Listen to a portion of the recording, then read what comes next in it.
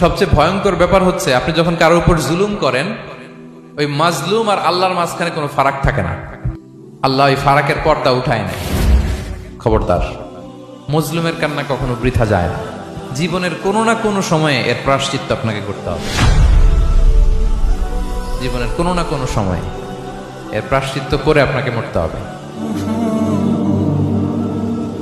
বিষ্ণু ইসলাম আরো ভয়ঙ্কর কথা বলেছেন। তিনি বলেছেন, মান যালামা কিদা শিবরিন মিনাল আরদি তুবিকাহু মিন সাবঈ আরাদিন। কেউ যদি জুলুম করে তার ভাইয়ের 1 বিঘত পরিমাণ জমিন খায়। 1 বিঘত চিনেন তো? এই যে আমার এই আঙ্গুল থেকে এই আঙ্গুলটা, এটা টান টান করলে যতটুকু জায়গা, এটা বলে 1 বিঘত। শিবর আরবিতে বলে শিবর।